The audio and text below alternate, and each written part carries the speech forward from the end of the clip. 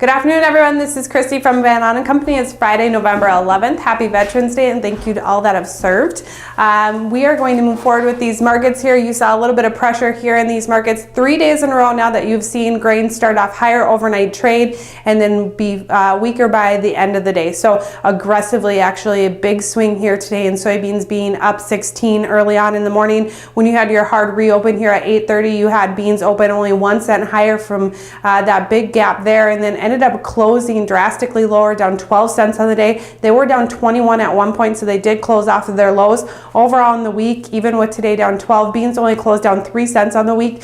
What you had really to drive this market the most was probably the fact that USDA came in here, increased the bean yield 1.1 bushel per acre, so that's a big increase there. You are dealing with a very large carryout both domestically and worldwide. It's just that the demand has been strong enough. It'll be very interesting to see what managed money has done over the week, last Wednesday to Wednesday, as they seem to be aggressive buyers into these markets.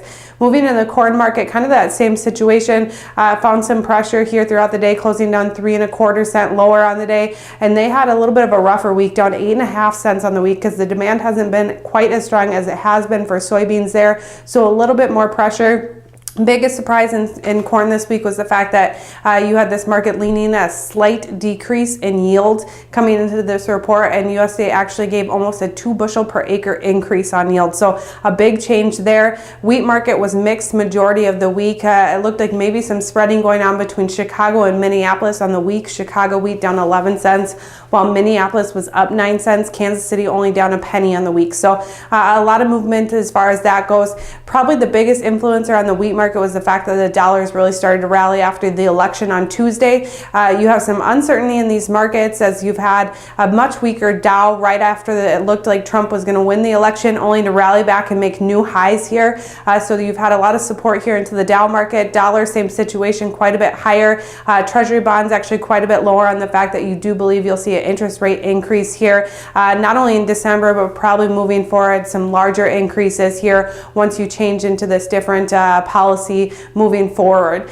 Into the meat markets, live cattle up 80 cents on the day, up to 87 1/2 on the week there. Feeder cattle up 70 cents on the day, only up 10 cents in the week. Lean hogs down 25 cents on the day, but up 97 1/2 on the week. So some positivity there in the meat markets as well. Moving forward, what we're going to be watching is to make sure managed money sticks around. We haven't had any demand really pop up here, though there have been rumors of China buying U.S. beans.